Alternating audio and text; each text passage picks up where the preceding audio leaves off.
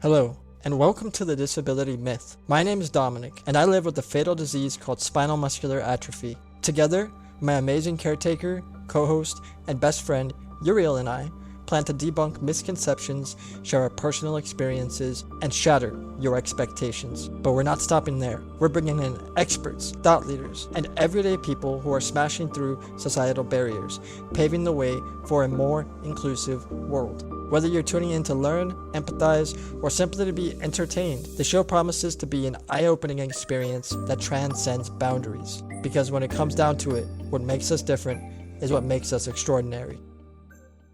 Oh me, oh me, oh my. Hey, yo. Hey. Welcome back to another episode of The Disability Myth. With Dom.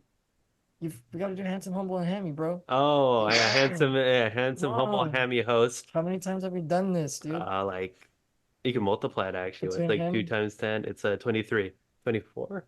Between him forgetting the 25? lines and me forgetting my nice fancy shirts.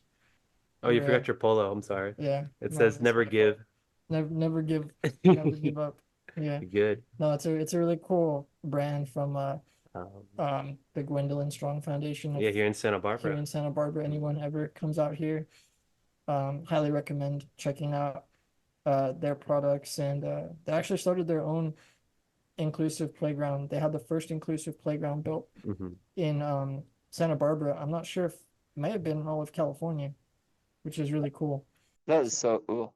Yeah, go check out the Gwendolyn Strong Foundation. Yeah. Yeah. We've been there before. Really cool people. Very cool people. Yeah, but But, handsome and Humble, hammy hammy host. hosts, Hell yeah. Dom and Uriel. Yeah. Today, we're here Oh, with my. some really cool people from the world famous band Faulty Wires. Oh, yeah. Very excited. World famous. Well, famous. Yeah, I was about to say. With You're, air quotes on that one, right? you're in Georgia, you're in Colorado, if I'm not mistaken. Correct. So we're in California, like at least nationwide. Yeah, I mean, Yeah, for sure. we have the East Coast, the West Coast, and the Middle, so we're doing it. Heck yeah. So I'm really excited to talk to you guys. Oh, yeah. Get to show you guys off, let the people get to know you, and yes, have some fun, man. Yeah, man. Hey, we're happy to be here. Let's do it. All right, well, We had a couple of icebreakers. world-class icebreakers coming Oh, up. gosh. You guys get to okay. I want to do like one at a time. Let's start with Oliver. I want to talk to Oliver first. You get to All right. pick one musical artist, bring them back from the dead, go to their concert. Who do you pick? All right. So I'm stuck between two, and just to do it like a more wider range of music, definitely Prince. Like I feel like going to especially one of his shows would have been crazy rad, crazy fun times. But then also like to be able to go back to like maybe around the 50s and do Frank Sinatra when Quincy Jones was conducting his orchestra and stuff would have been fucking insane. So that's the two I couldn't really pick from. Frank Sinatra is always like I always see those videos on Instagram of the AI impersonation video. The multiple impersonation ones, yeah. It's like Frank That's Sinatra right. is the highway. Oh yeah. But that's a real musician's answer right there. Yeah. Right there. Oh man, Prince. I'm like, oh, that's a good one.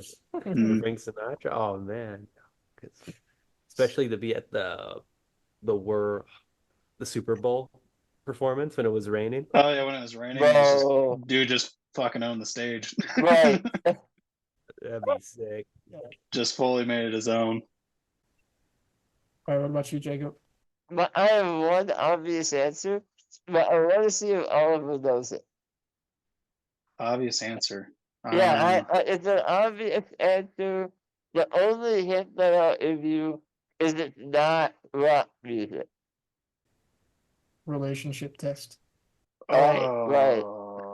When I say it, he'll know. When I say it, he'll know. Wow, that's a pretty good. That's a good I can't think of it off the top of my head. All right, the correct answer, the only answer, DMX. Oh yeah, okay, yeah. Oh man, dude. DMX. I wish I ever saw DMX That was like totally not where my mind was going with it either. Because I was more thinking of like bands that whether my parents or like his parents would have listened to, and completely didn't think of DMX. no, man, don't read it. Well, Oh. DMX is pretty hype, you know. Yeah. Dude, his shows were insane too. Like he had actual mosh pits and everything. Crazy. I don't know. Have y'all ever seen his performance at Woodstock '99? It's one of the craziest things that I have ever seen in my life. It's just one guy getting 100,000 people to say every word that they shouldn't say.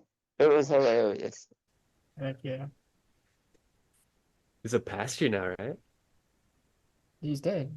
Oh, well, be after music. Oh, After was he a pastor? I don't know. Oh, yeah, I know he was like very religious, but he was sober. That reminds me of you. I did the Israel secret at the other there, you know. Can we just take a moment to talk about the Andre 3000 latest album? Oh, that was actually like Yeah. See, okay. Y'all want to talk about Atlanta artists right there. I know Andre 3000. Yeah, that thing's insane. Like the level of talent that guy has, and like the directions that he can take that talent. It's crazy. Yeah. Kind of everyone always usually forgets about him and then he just comes back. Right. absolute titan of the industry, man. With like, oh I remember like Uriel first told me that he dropped that album, yeah, and I was like, huh? yeah, dude. Yeah, Mhm. move album. You're like, okay, jazz album, fine. And then you listen to it, you're like, oh, okay, yeah, I did it.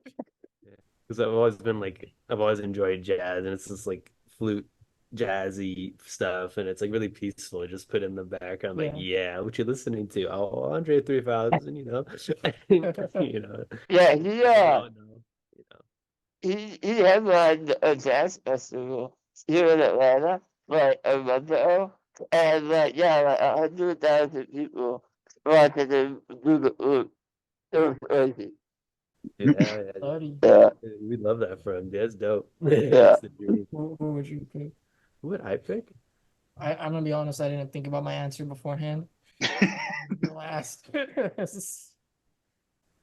Gosh, it's hard to decide, honestly, because my music taste is all over the place. It changes like every Yeah. week. Like, you know, like whenever I tuck you in the bed, sometimes I play. He tucks me in the bed.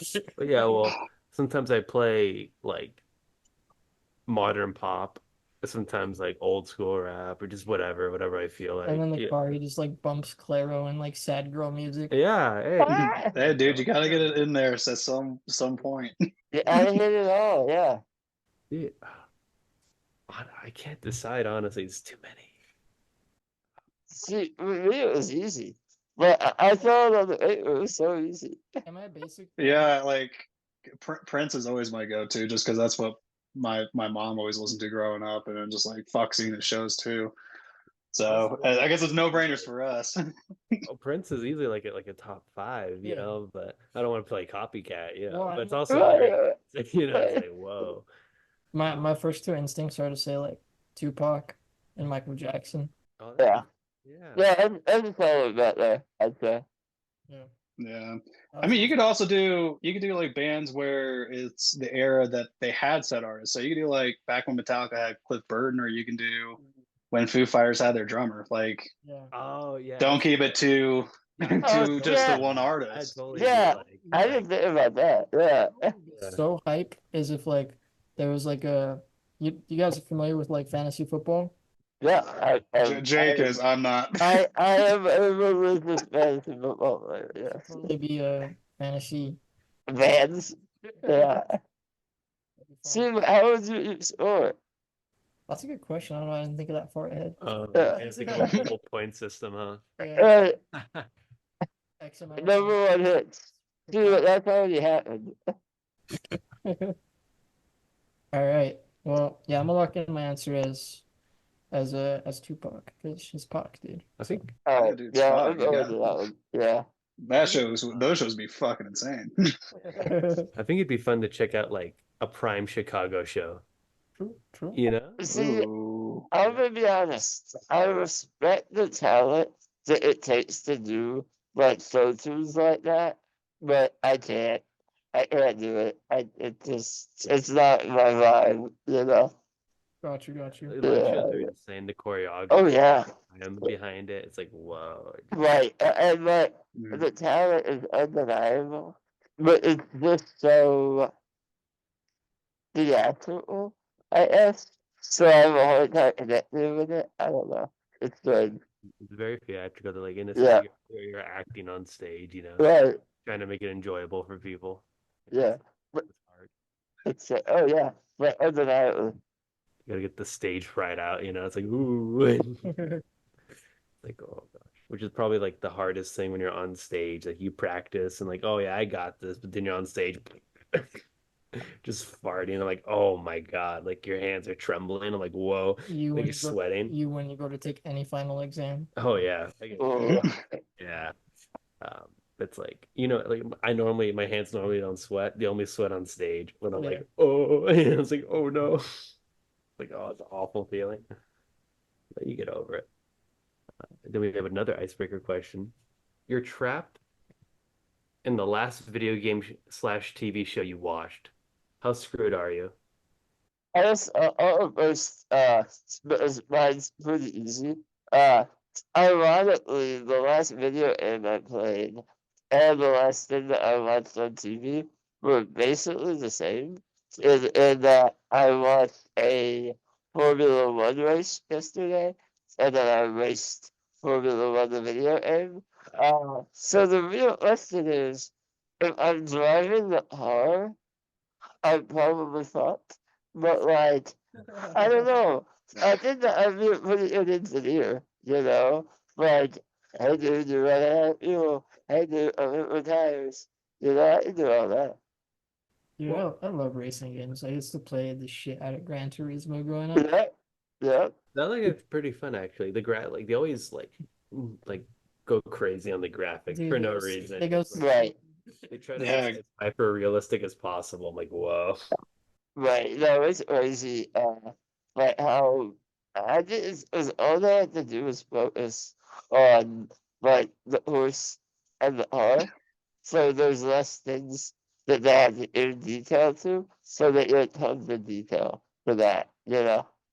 I mean, well, best case scenario, you just kind of like bump and you just like have like kind of a softish crash. I mean, you Right. know, a soft crash. Yeah. Right. You know, but yeah, What's that? I think I do good as the engineer, but not as the driver. it's fair. All right, what about you, Oliver? Got you. So yeah, keep in mind I had my folks visiting up here for the last 2 or 3 weeks.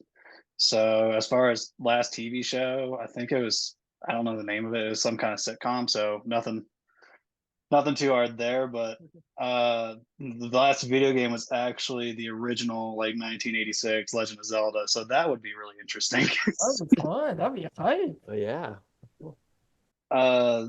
Glitching through walls and shit. So I think my fate would rely to how long that NES could probably last. Yeah, well, like you'd be in the world, so you could just live a somewhat peaceful life in the kingdom of Hyrule. You Pretty know? much. Yeah, Just a humble rupee merchant. Well, it'd be crazy picking up bombs and chickens and stuff. Yeah.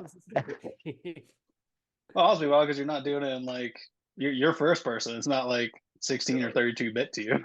yeah, that's true.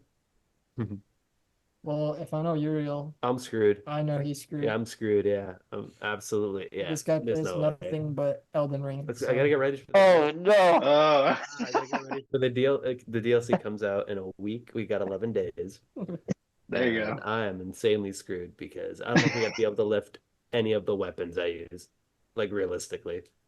But I don't. It's Yeah, I mean- strength and the ability of my characters, maybe. But at that point, I would just, I don't know.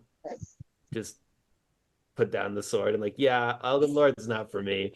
Like it's easy when like I'm controlling it, but now I'm it. I'm the actual character. Like, nah. I feel like that's dying too many times. I feel like I Yeah, feel like you're I feel better off like just dropping your shit and running. right, yeah. So Or the find a scary cliff. thing about the game and the lore is that I can't die. If I die, I just come back. Right. Oh shit, that's right. Like, oh See, man. but you have to die in that scenario, right? So you're like dying hundreds of times to unlock. That sucks. I'm like in this endless loop and like I'm carrying a sword that's like 30 pounds bigger than me. And I'm So fighting really, so I'm like, oh man. Wow, you can like barely lift my ass. Yeah. is that a really messed up Groundhog Day? Oh God. Yeah. I'd probably give it a few good honest tries, like, oh, I'll try to fight and like get whooped. I'm like, all right, you know what? Gosh. Well, I would be screwed too. I'm You a played hard. Yeah, I'm a big fan of Ark Survival, which if Oh yeah, yeah, everybody knows it. Yeah, okay. Get eaten by a I dinosaur. finally found my people. right. Well, I think funny enough, even Legend of Zelda, all these games have like respawn mechanics, so you would just Yeah, die just like in this infinite like death loop, it's like yeah. Well, like the lore of Ark, like you're just forced to respawn because you have to help save Helena. oh, force the respawn, poor Yeah. guy. Damn it! You get your face torn off by a raptor. Oh gosh, dang it. Not again. Oh, Get stepped on by a triceratops. Yeah. Curb stomped by a Stegosaurus. Yeah. Casually, well, respectfully. I think the last show you watched is Star Wars, the Accolade one. Oh, I was watching the Acolyte. Yeah. Yeah, so that'd be. How do you feel about that? I liked it. I thought everybody was giving it too much shit online, to be honest. Like, Yeah. I was telling Uriel, people were saying that the dialogue was stiff. Yeah. And I'm like, yeah, it was moments where it was stiff, but I feel like it was people just being racist towards like Soul's character because he was Asian. Right. Yeah. No. I don't know. I didn't think it was bad, but it didn't necessarily like it. It feels like they found the formula in their TV shows where they make a very good TV show, but not like a great TV show. If that makes sense. I was telling Dom that where they like because it's Disney and they want to maximize profits. They found this perfect in between where they put just enough big budget Yeah. to make a show that makes more money. Right. People will watch it because it's Star Wars. It's like this minimum maximum effort into the show. Yeah. It's like oh, it feels safe. Yeah, yeah, that's either where I'm at. It's like there's nothing offensively bad about it at all, but there's nothing about it that I'm like, oh, that's a twist. That's a new idea. Yeah. Yeah. I think my favorite like shows from the Star Wars Disney universe are probably like The Mandalorian or That's a good The one. Book of Boba Fett once the Mandalorian comes back in. Right. Yeah. Yeah. Hard carried that show. Yeah. No, honestly, I think that the Mandalorian is kind of like a blessing and a curse because like it showed that their TV shows could be good and work, right? But I also think that that is what made them kind of play it safe after that, if that makes sense. Hmm. Yeah, I guess they started finding their like commercial stride. Right, right, Like, oh, yeah. I just like all the Mandalorian right now. Yeah, Yeah. he's a big Bad Batch enjoyer, Clone Wars enjoyer. Bad Batch has its ups and downs, but Yeah. Clone Wars is very excellent. Like all their animated stuff, always like I just watch that most of the time. Yeah, I'll give Accolade a try though. It's only 2 episodes out. What? Yeah. We got like what, like new another episode 8. tomorrow. Oh, there you go. So maybe I'll play with cooler ideas and I'll start to develop. So we'll see. I need them to wake me up when they do a Knights of the Old Republic adaptation. That's kind of what I need. That would be you know? insane. Yeah, that's I just sort of want what like, I just want to see Darth Nihilus on the big screen. right, right. Yep. Like we talk about that, like with there's Darth Revan and like Treya and how he has Right. memory and all that. Yeah, Played both of the games, like oh that'd be so fun, but I don't know if there's like a because they make Star Wars property and they try to somehow link it to the existing trilogy. Right. And it's maybe is that are they limited by that? Are they like not allowed to do older stuff because of copyright legal stuff? I'm not sure. I mean, I think they can do whatever they want, but I think that it's Oh, more because of a. thing, right? I think that the farther away from that, the more risky it is.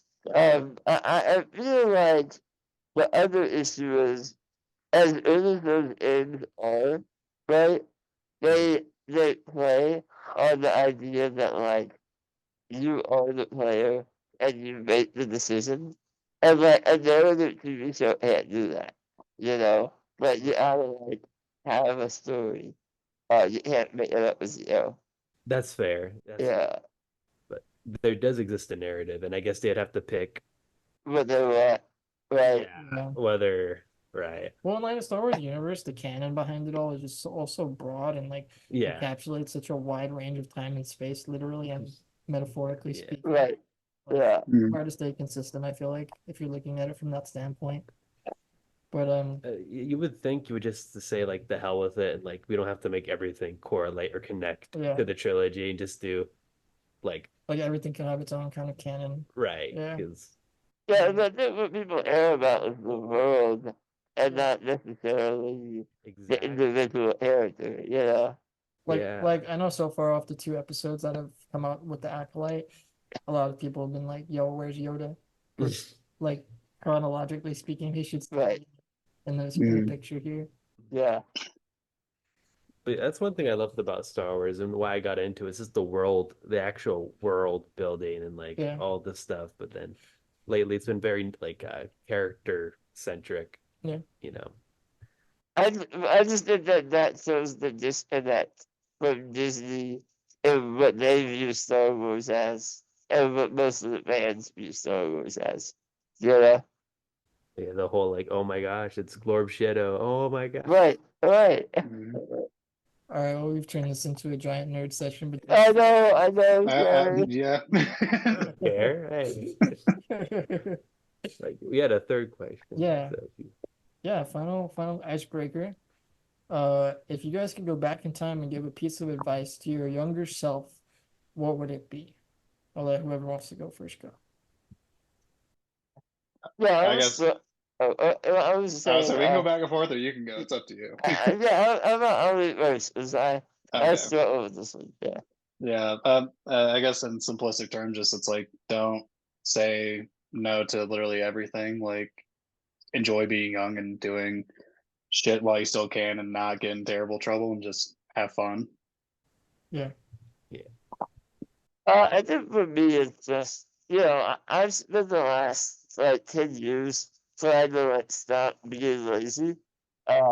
So I think that if anything, I go back in time and say, hey, if you take care of things when you're supposed to, you don't have to feel stressed when you're under the end, you know? I think that would be the thing that I would go back and say. That's solid. Both solid answers. Yeah. I resonate with Oliver's, especially because I had a professor when I was at the local Hancock Community College. She gave me one really good piece of advice that has always kind of stuck with me. One of my communication professors, and she said, say yes. Like the more you say yes to opportunities, like the more you can really live your life and explore what it has to offer you. If you're saying Right. no all the time or doubting yourself, like you're not gonna live, Yeah, Yeah. you're just stuck.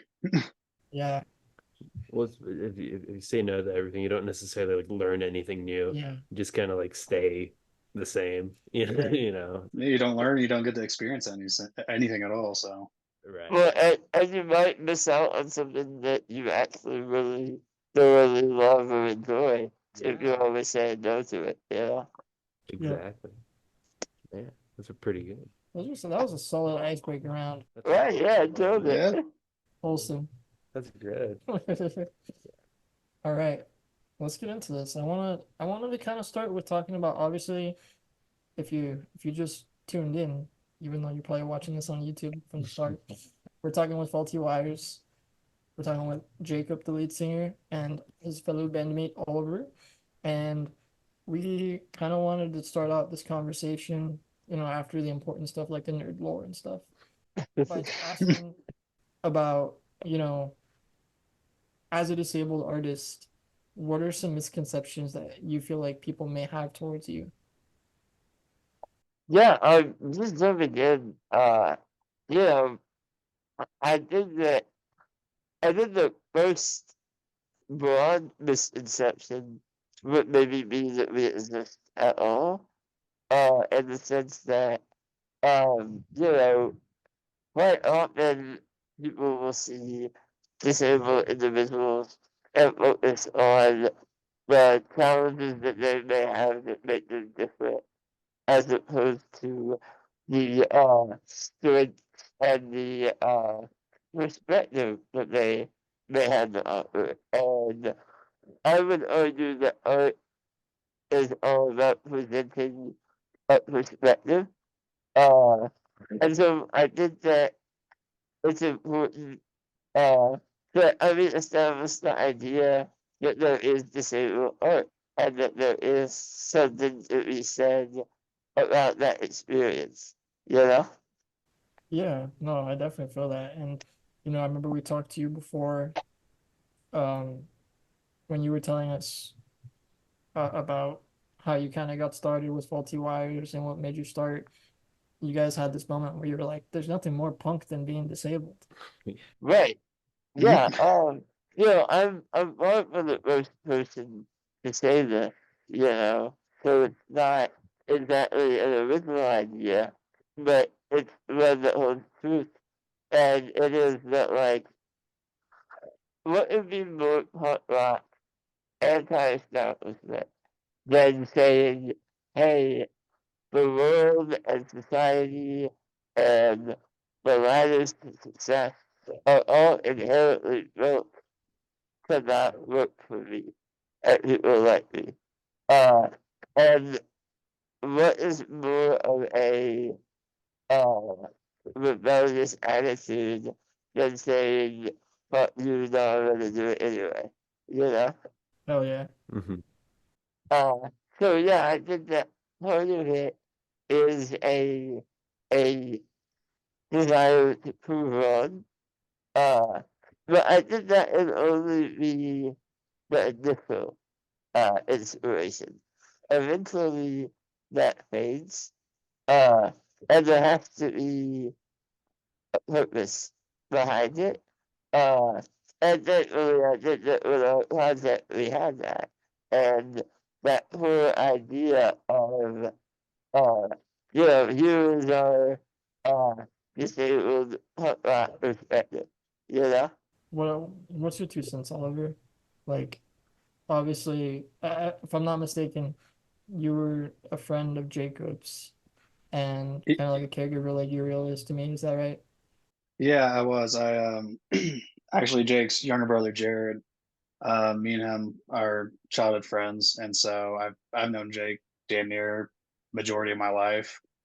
And then eventually hit a part of my life I was going through some stuff and needed a job, and um, was he just hired me on as caretaker, and especially since shoot I've learned a lot of what had to get done as daily stuff.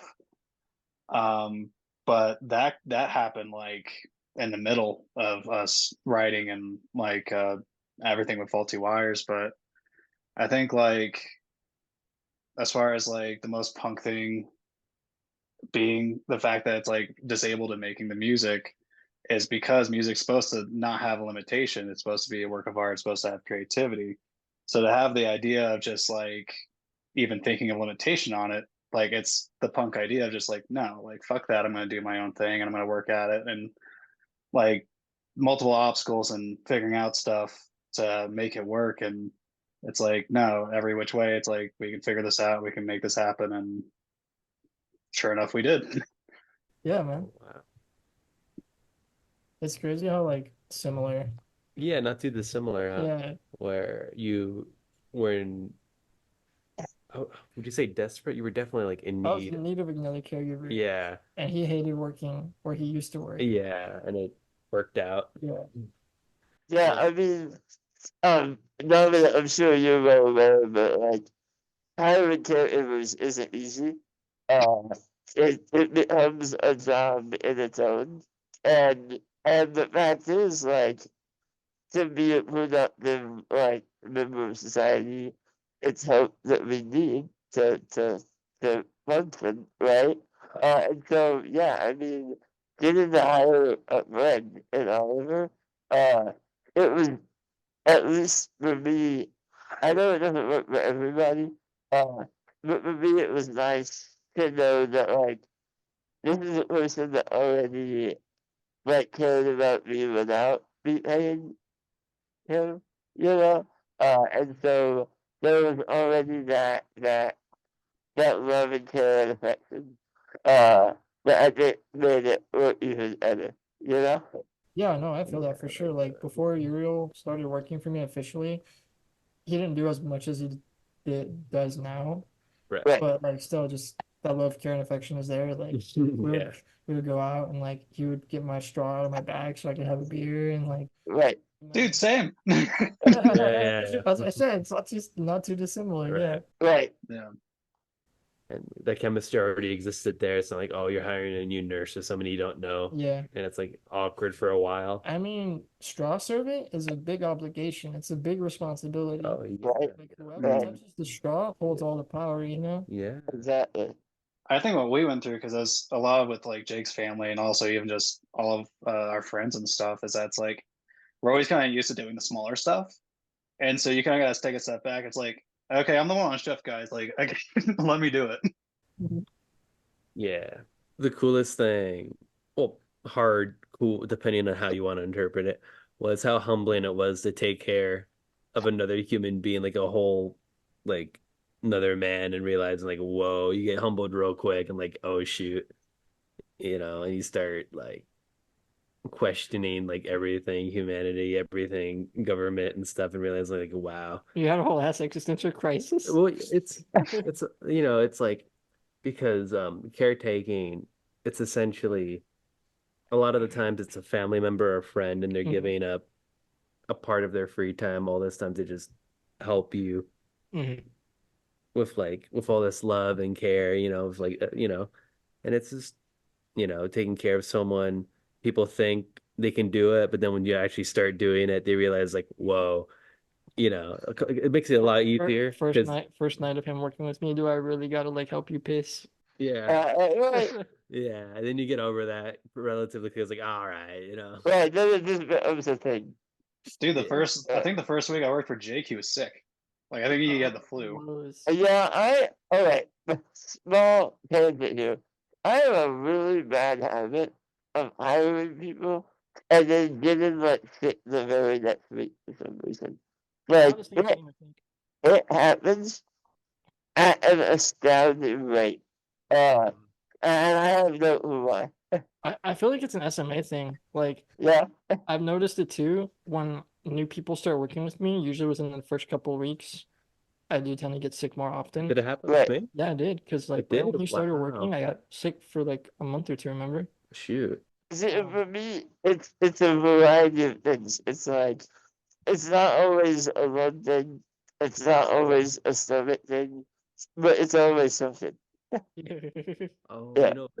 because I know with Dominic, stress really like triggers a lot of Like congestion. yeah, a lot of Yes. like symptoms for him. Yes. Oh So my maybe it's God, like yes. the stress of having a new caretaker, Right. and then Well- like that back and forth, and like letting them know like what you Well, want, what you need. And I think too, it's just like somebody new that you're not used to. Yeah. Like, my grandparents or whoever my nurse already was, like they've always been around me. And my immune system is probably like used to their germs and whatever you want to say. Right. My cooties. The cooties, yeah. So like when someone new comes into the house, into the equation and starts like, interacting with you, I feel like it's just kind of bound to happen. Yeah. Start because you've been Mm. working with me close to 2 years now, Yeah. and I haven't been sick since like that first year. come this year, December, I think 2 years. Yeah, Or October maybe, I forget October, yeah, when. yeah. But yeah. But so another kind of point I wanted to bring up that we have talked about before was you had mentioned that regarding starting Faulty Wires, there was a lot at play there. It's just kind of like this long story, and feel free to kind of share it. Yeah, But you had mentioned that you were afraid of not being able to execute on such a big scale. So yeah, can you touch on that a bit? yeah. So, Ollie, feel free to jump in whenever you want here. Yeah, I'll Uh, jump in when it makes sense. yeah. So basically, I think the original impetus, as I think I mentioned as well. Uh, one of my favorite bands, uh, is a punk band called PvP. Basically, I mean, they're from Toronto. Uh, they were releasing a new album. And in anticipation of that album, they put out a new single. Uh, Now they didn't do it the normal way. Where you put a song out and there it is, right? Uh, Instead, they put out the lyrics and the chords, and they asked their fans to recreate the song without hearing it, right? So that gave me the idea to hit up Ollie and say, Ollie, we're gonna do this as horribly as we can. Like, we're gonna make the worst sounding song ever. Uh, and yeah, I mean, Ollie, how did that go? And I mean, always down to make music and have Yeah, jam sessions. So we and get to do. hang out and get to hang out with people. So The whole idea is we didn't ever get that done. no, we never did. Yeah, What ended up happening was I had an acoustic guitar at the time, and so I just bring that over, and I don't even know if we made a solid attempt, but like we kind of jam out, play songs that we liked, and then uh I think this was around the time I might have started working for yeah. Jake, but because I was the one that drove us to Wendy's, and while we were at Wendy's, No, hold Jake, Of on. course, the story Why, involved. why were we over the windows on it?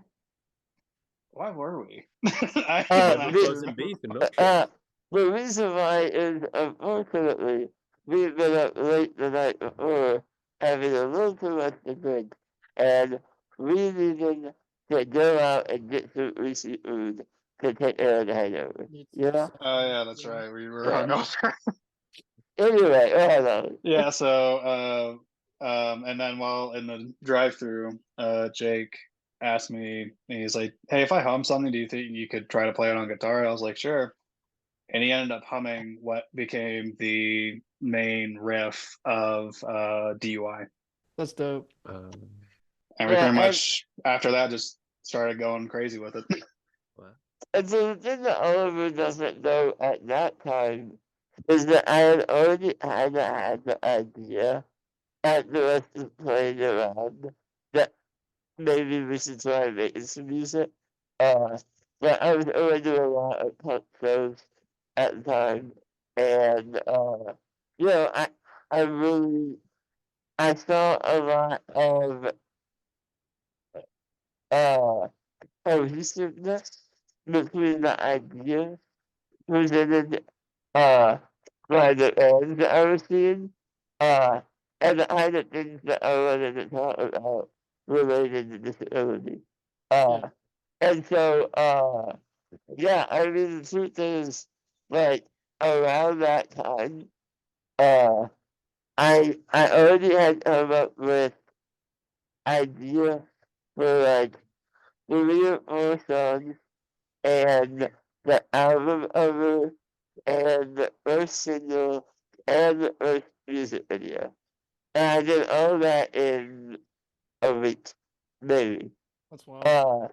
And you know, not that that was the final version of those ideas, but having those ideas, I worried about whether I could make it happen. You know, I knew that I would like to see this in the world. I just didn't know we could do it, you know? Yeah. Anyway, and so, yeah, I mean, at that point, shoot, how long did it take us to write 5 songs? Or songs? I'd give it maybe a year and a half or two, like, or like at least to where they were complete, song structured, and a passable demo. But it was just because a lot of the time we are thinking of either riffs, like whether it be I thought of something or Jake had a melody in his head that I would try to mimic on guitar, or Jake would have lyrics. And then after probably about 8 or 9 months of doing that, kind of sat and looked at what we had, tried to combine and actually structure everything properly, and then started thinking of different ways to get Jake to do vocals on it. So I'd say, yeah, probably about a year and a half or two. Yeah, and back then we were recording a lot of demos. They were really rough. They had a lot of the ideas that would end up becoming our EP. And so we knew that we had a whole foundation, but we had a good idea for something that we wanted to see. And I think it was about that time that you started heading to Colorado, right? Yeah, I thought you started kind of getting the ball rolling with like actually officially getting it produced and stuff, like I think it was like right up before I left, because that's when we took like the different pictures and stuff. Yeah, But the actual motion of me moving, yeah, was around that time. yeah, it's kind of crazy. So, okay, we didn't have anything officially recorded yet, right? We had an election of demos, but I knew that I wanted to get the album overdone before I even went to Colorado. Because I knew exactly what we wanted to do, right? And so, yeah, we actually did the album over before we recorded anything.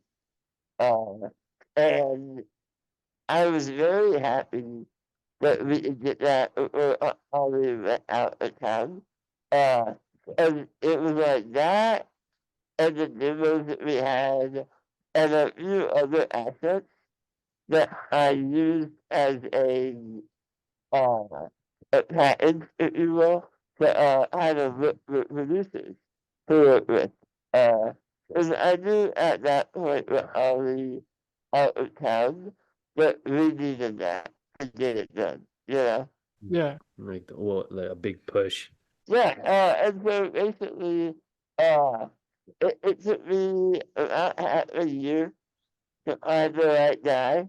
And then, you know, as I did, it was just knocking out piece by piece, you know. We did drums, and then guitar, and then bass, and then I did the vocals last. And I did that for maybe a year and a half after all of her left.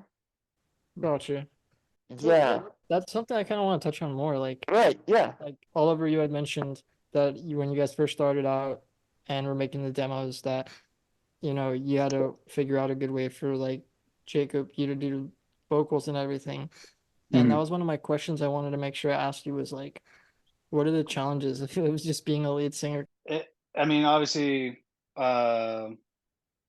it's not the same as just like if I were to sing a full verse or something. Like, y'all's lungs can only do as much as it allows. So it was a battle of, okay, where can we cut and like kind of blend, and with my minimal knowledge of Logic at that point, and like trying to figure it out. Of it's like, okay, if we kind of cut it here, do this at many measures, you kind of don't really hear a clip, and like clipping where it's like you can hear a clear cut in the audio.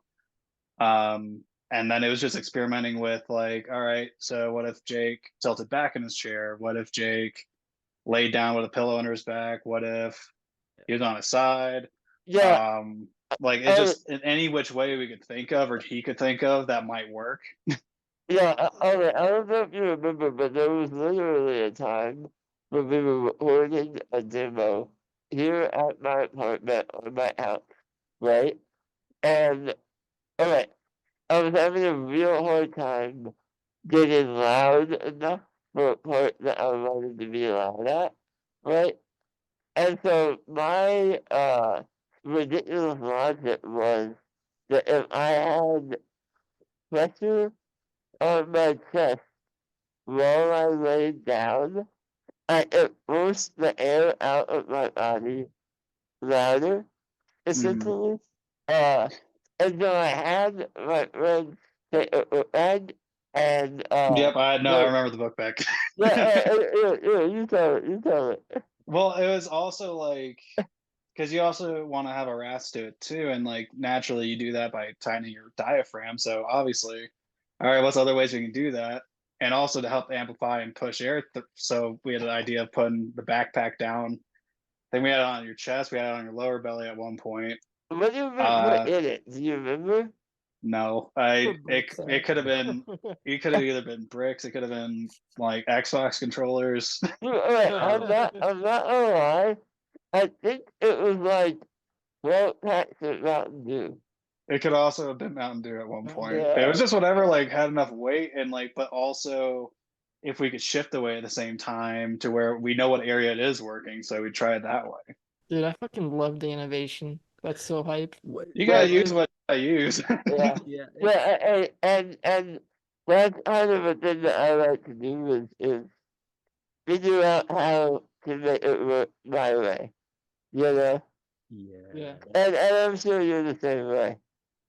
Yeah. Dude, it's very relatable. It's like whenever like this setup, anything we do, whether it be like healthcare or most like even like washing your hair, it's a lot of communicating and a lot of the word what's gonna work. The word that comes to mind relevant to your story about the bag, Yeah.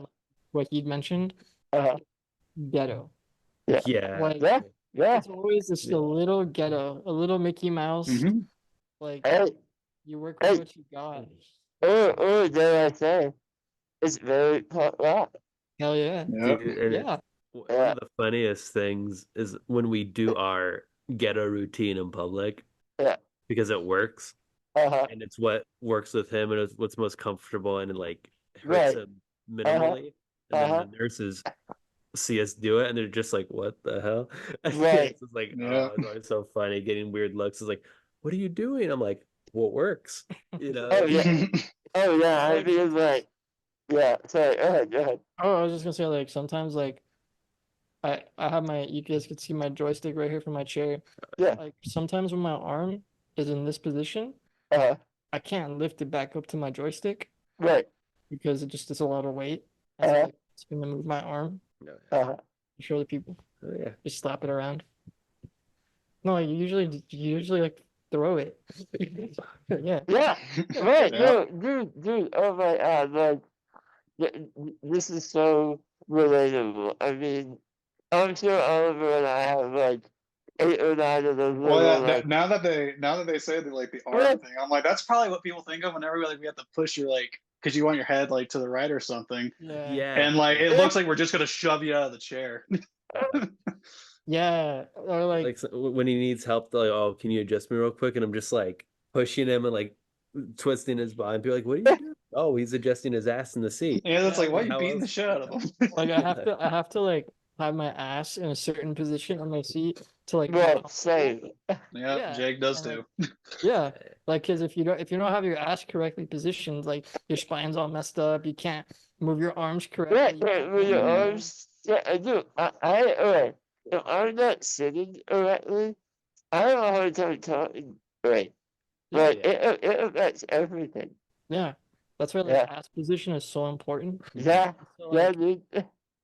So like for me to get comfortable in my chair, I don't know about you, but I have people literally just give me wedgies by like pulling my pants, my waistband on my pants to get my Right. ass back in the right Yeah. spot. Yeah. See, And so I have a back race, so they just grab the back race and yank me up in the air. Yep, it Okay. literally looks like we're about to just full like uplift him into the into the air out of the chair. Oh yeah. But just because between like the strap and the chair, or just how it's tightly positioned, it's like no, you actually have to kind of pull or push that hard, Yeah. otherwise you're Yeah. not doing anything. Yeah, and it's people underestimate how much energy it takes because it's such an awkward position to be in. Right. I'm Mhm. like shit, I'm at front, I'm like in the weirdest position to just like essentially give you a wedgie to like get you Yep. properly adjusted in there. That sounds so bad, but like trust me, I'm not hurting them. Right. It's ghetto, it's normal, you know. No, dude, I totally relate. Very punk rock. Oh yeah. Right, Um, exactly. Yeah, and that's the thing is like it's a million little those things, you know? It's figuring out how to get that last little bit of performance. And I think I told y'all, but like uh when we were recording, like I'm not gonna lie, like at times it hurt. Like it wasn't easy to do. Recording here at the house for the demos was easy. We could play around, we could adapt. Uh, when it came time to record in the studio, you're in a vocal booth, so I couldn't lay down, I couldn't do the variety of things, and so it's trying to mimic that even when you can't do it, you Yeah. know? Uh, I'm sure you can relate. It's just not like being outside of your natural kind of environment, like adjusting Right. to a different space. Yeah.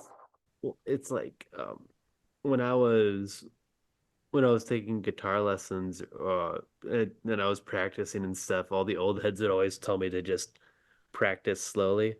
Because what happens when you take a solo, when you do something, they always say, "Oh, simpler is better." Because like, when you're in the recording studio or on stage, like when you're not in your natural environment, it's just like, oh, you go fight or flight mode, and you just like, mm, ooh, and it's just like all of a sudden, like you can't do it. It's like, oh shoot, which is why, like sometimes the simplest, heaviest riff is the best one. Right. yeah.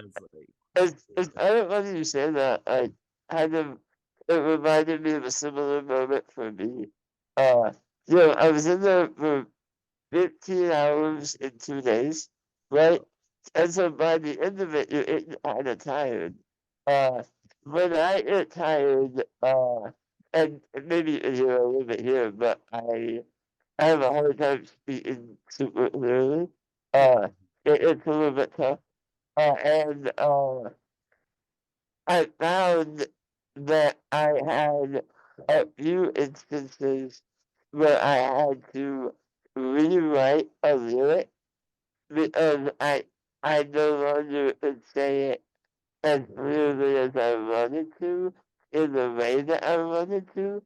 Um, and that trade-off is very interesting, you Can know? you give us like an example? yeah. Yeah, okay, so, on Hold On Tight, right?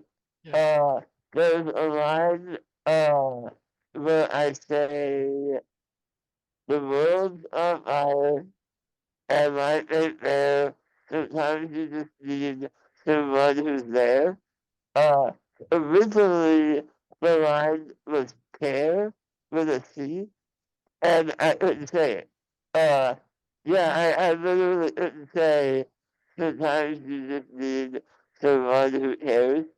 Uh, so I had to change it to who's there.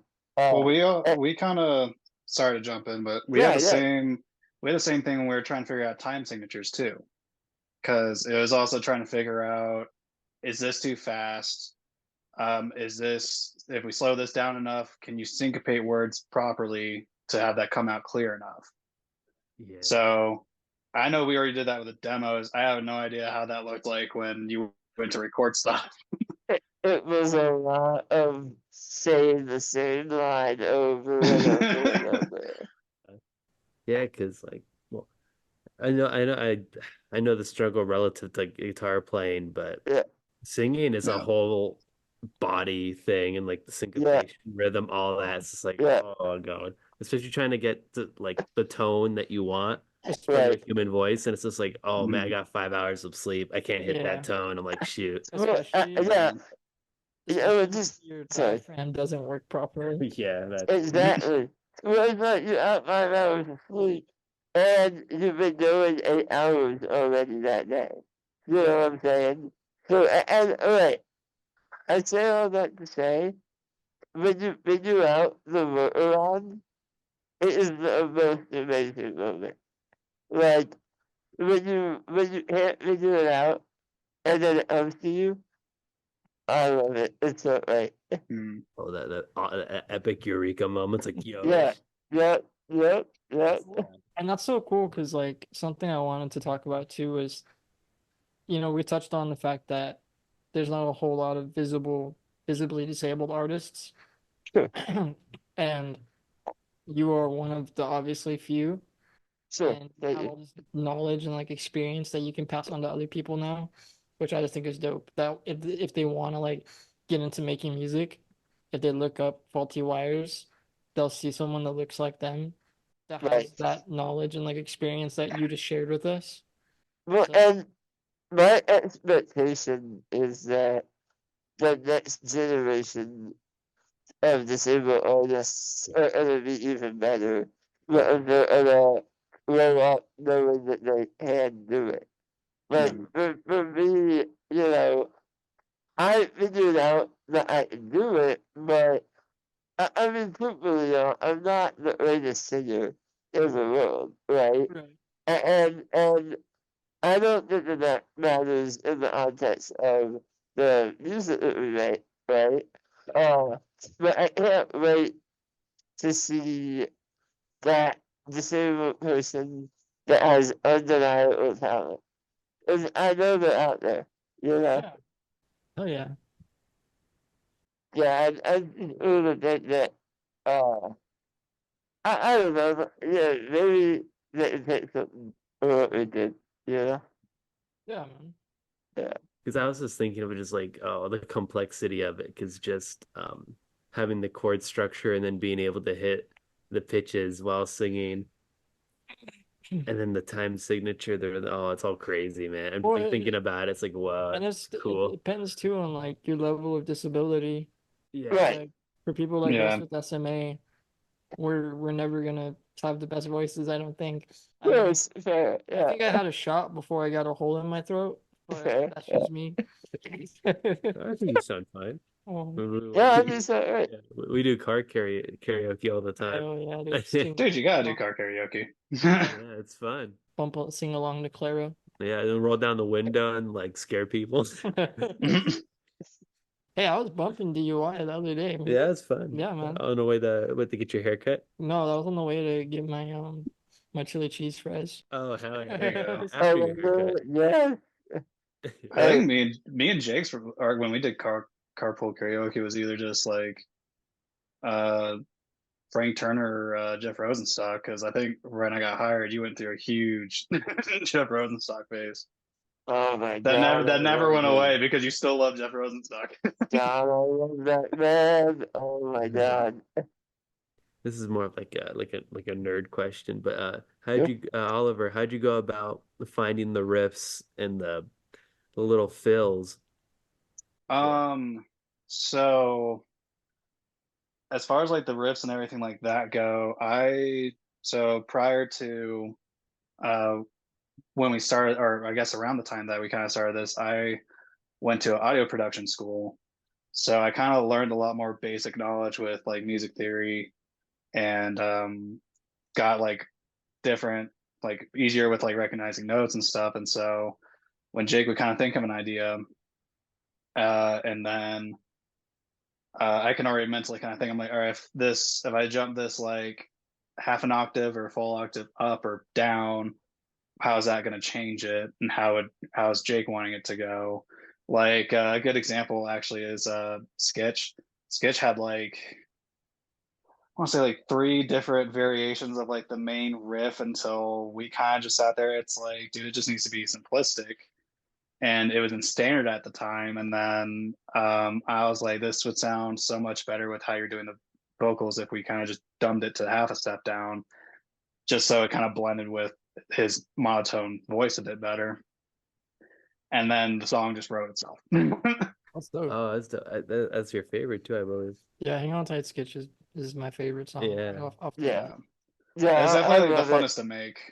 Yeah, I did coming back to it for me. That's probably my favorite as well.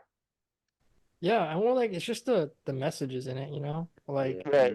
it's so relatable, I think, for people across the spectrum of disability, especially that need help from other people, that you just like you get attached to your caregivers. Right. Like to go back to what we were talking about with our experiences being similar.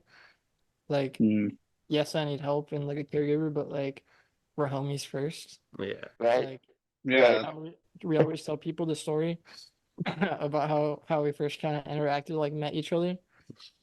I think we told Jacob, but yeah, for you, Oliver, I was in like multimedia class. This is In in high school. Yeah. Okay.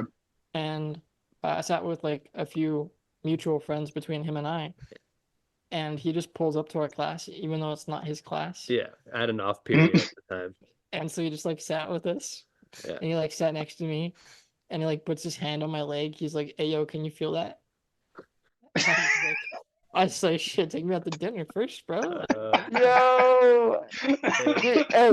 Hey, at least you had the unback, right? Yeah, Having yeah, the the comeback. Dude, having the unback is what makes that moment, you know? It's like Definitely. I always cringe at that moment because it's like I was like young and like in high school and like dumb, but at the same time I'm like, I wasn't really like worried. I was more curious than anything, Tell me you're ableist without telling me you're able. Wait. Right. See, what I like is you didn't overthink it, Yeah. right? And you weren't paralyzed in the sense that you still interacted. Like you didn't say, "Oh no, I can't do that because this, that, or the other." You know? Mm. Well, either or is gonna like, well, either he feels it or not. So like, Or he has this bad habit, good or bad habit, depending on how you look at it, of letting his intrusive thoughts win. So not all the time. I've always been a very curious person, like I don't mind asking questions or being like, oh, Yeah. excuse me, like, how does that make you feel? Just Yeah. like I'll like off the riff, like why not? Because you never know, right? That's just like, and like for correction, I think I was closer to your knee than your leg. It's like isn't that. the knee part of my Well, to leg? be fair, it's all knee right here. Like, All knee. yeah, it's all knee. Oh, man. All right. Oh, guys, do you have any like planned future projects? Like, you guys just released Punk Isn't Dead, but maybe it's disabled. Like, what's the plans for the future? Yeah, I mean, obviously, we want to get back to writing music. We're kicking around a few ideas right now in terms of songs that we would want on our next project. It took 6 years to get the other project done. My hope is that we can figure out how to do it a little faster this Yeah. time. Yeah. But yeah, I mean, we're really excited. Beyond that, I haven't really told Ollie this yet, but I've kind of set internal goal. I want to do a show next year at some point. All I was right. gonna say, like, have you Yeah. done lives before? Not yet, but we He want hasn't. to. I played in like some metal bands in high school, so I have like a tiniest bit of experience. Mhm. Enough to know that it's like this isn't just going to be. I mean, it's the same thought process going into it, but there's other obstacles to think about with doing a live show with it. Right. We'll fucking figure it out. Right, and obviously the there book would be Lean him back, book back. Right. There it is. Yeah. exactly, Iconic. exactly. Yeah. Exactly. No, and the truth is, I know that if we set our mind to it, we can figure it out. And look, right now, all it is I don't have any ideas on how to do it yet, but that is the hook, Yeah. Yeah, man. I think as long as Future involves still making music of Jake and just having fun with it, like that's pretty much all I'm hoping for and what I expect. Oh yeah, that's all you can that's all you want, just to have fun with, Yeah, man. just like do it. Yeah, It always it. vibes. Right, oh, sorry, yeah, sorry. Well, yeah, right, just keep doing it, Yeah, and it's just like, but like that first album, like those songs, like that sounds about right because like, it's the first time you're developing these ideas and you have like so Right, much to say and it's constantly changing. yeah, That you've gone through the process, you have a better understanding of yourself and said process, and now you can kind of right, like, okay, not necessarily like churn them out, but kind of have a better idea of how to navigate your creative ideas. Yeah, I think it's a matter of like finally turning off, all right, we need to stop writing and actually see what we have and work with it and condense. Because I think we did that way for way too long because I think we had like 50 or 60 just demos between riffs, vocals, whatever that we had to, it's like, okay, how the hell does all this like combine and shit? right. So now having a better idea of it and like knowing when's the right time to turn off just the full creative aspect and then just like get into blending everything properly. Yeah. And for me, I have to imagine that we've matured the songwriters a little bit. I mean, we wrote a lot of the songs on this EP 4 or 5 years ago. So much has happened in between now and then. Yeah.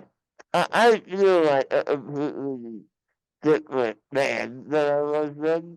And so I'm very excited to hear the music we write next. Because I'm not okay, I'm not at all ashamed of DUI. I don't know if it's a song that 30-year-olds hit. Right. Yeah, I know, I see. Yeah. Yeah, and so I wanna see what now, Yeah. Yeah, like Yeah, you said, that's a big time gap. Yeah, for sure. yeah. Well, it's always like, and then like it's briefly on the outline, but it's this idea of, because I think it's kind of cool if an artist does own their music and they want to rewrite or just kind of like add stuff to pre-existing songs. They do that a lot where like they take old song, like artists take old songs and like maybe they change a lyric or two, they just turn it into a jam song. Right. Like it's always like evolving, like it's like jazz standards. People Yeah. never play them like exactly the same. Well, Right. I guess my thought is that okay, DUI is a perfect song for 23-year-old, 24-year-old Dick, right? But I don't hate it at all. I think it has validity.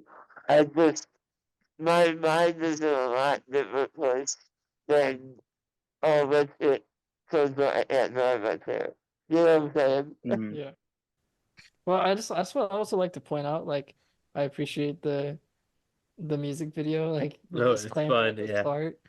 Like, please don't be a douchebag and drive drunk. Right. Yeah. Right, yeah, I think I mentioned it to you last time, but, me and Ollie, we love Jackass, so we were really looking for a Jackass kind of vibe with that video, I'm also pretty sure we watched Jackass one of the times that we were taking a break from writing. Had to be. Oh yeah, because it was exactly just like the intro to Jackass. Like Yeah, Yeah, he did the full. right. It was just perfect too. Like even the flag waver, the dude in like the booty shorts. Like, Alright. So, just to connect the dots, right? That is my little brother and Oliver's best friend. that's Damn hilarious. straight. Yeah. No, I think I'll just refer to him as the dude in the booty shorts. Hey, As he probably would want you to. yeah, he would love that. oh, that's good. Oh yeah. Yeah, very fun music video. Yeah. Oh man. All right, guys. Well, I think we kind of ran through most of our questions that we had. Anything else you guys want to like bring up or plug for yourselves? Like Yeah, I mean, other than the EP, not particularly, but yeah, I mean, check the EP out if you haven't. I mean, obviously, thank you for having us on. And, it's so funny how similar our stories are in the sense of, making fun who with your friend, you know? I really like that, you know? Yeah, man, for sure. Yeah. Yeah, it's been fun. Yeah. Yeah, no, I think we could all have a jam session together one day. Yeah. Oh, for sure. It's like the similarities hit me like a truck where it's just like, oh, I started working for you, and then you had an idea. I'm like, oh, why not? We spend so much time with each other just talking and like, oh, let's try it out, you know? Like, let's just talk Right. professionally. Like, let's Yeah. just be professional talkers. It's just- Hey, if you can make it work, do it, right? Yeah, exactly. It's fun, yeah. yeah, it's fun just getting to meet cool ass people like you guys, and That's the Yeah. best part, you know, like Right. planning and like getting to meet new people like every week. It's like this is dope, you know? It's like yeah. Right. No, it's sweet. all right then. Well, if you guys liked what we had to say today, please leave us that rating, perhaps a nice little review on Apple Podcasts, and be sure to share with your friends and family.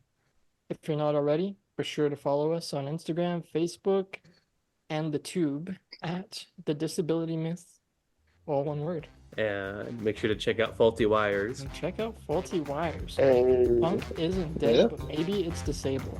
Their brand new E EP. Epic. That's so. Thanks, guys. Yeah. Ah, There you go. I did it.